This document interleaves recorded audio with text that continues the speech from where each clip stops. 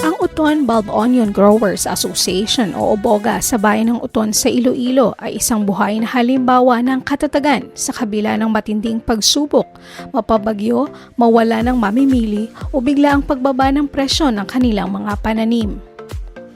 Naitayo noong Oktubre 2017 kasama ang 31 orihinal na mga kasapi.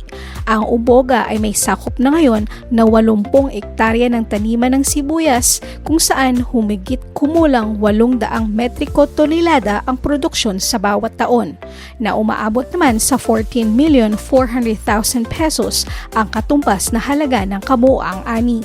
Umabot na sa punto ng 1 ektarya ng taniman ng sibuyas ay nakapagtala ng 15 metriko na produksyon ng sibuyas.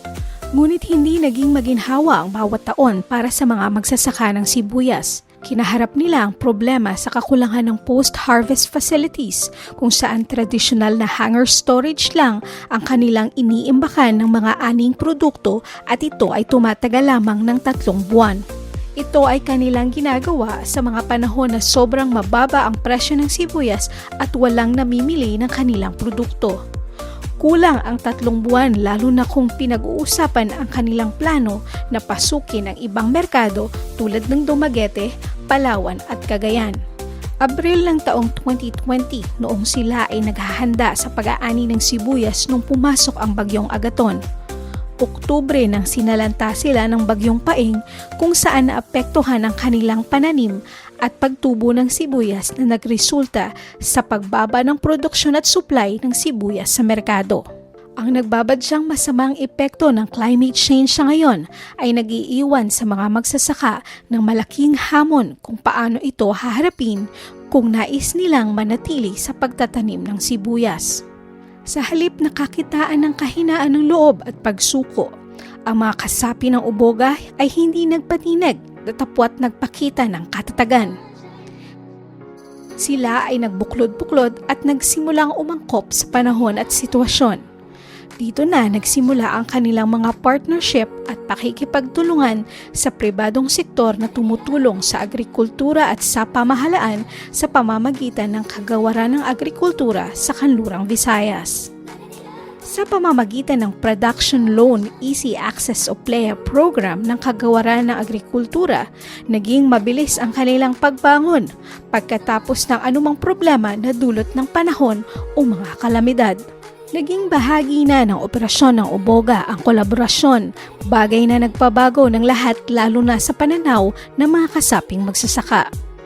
Sa tulong ng DA Agribusiness and Marketing Assistance Division o AMAD, sila ay nagsimulang makatanggap ng 50,000 piso upang gamitin bilang trading capital. Hindi tumagal dahil nakitaan ng AMAD ng magandang performance ang lahat.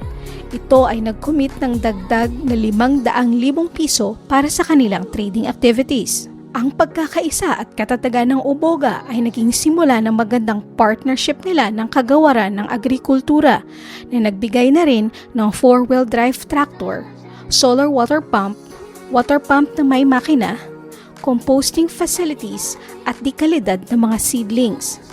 Sa tulong ng Kagawaran, sumailalim ang mga kasapi nila sa capacity building trainings na nagbigay ng naaayon at modernong kaalaman sa kanilang pagtatanim ng sibuyas. Ang Uton Bulb Onion Growers Association nagsugod sa December 7, 2017.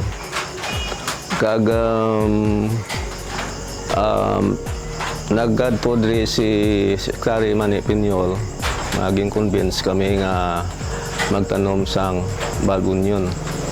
Kag sang 2018 again training kami sang Agricultural Training Institute sa Tagbak Elementary School sa bulb onion.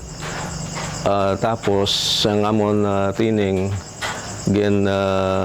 ano kami sang iti ay nga mag-benchmark sa Mindoro, mga 15 kami ka farmers. Ang rason namon nga pagpalapit sa gobyerno nga mabuligan kami sang gastuon namon sa pagtanom ng bulb onion kag buligan kami pangita sang market nga baligyan namon kag kung pwede nga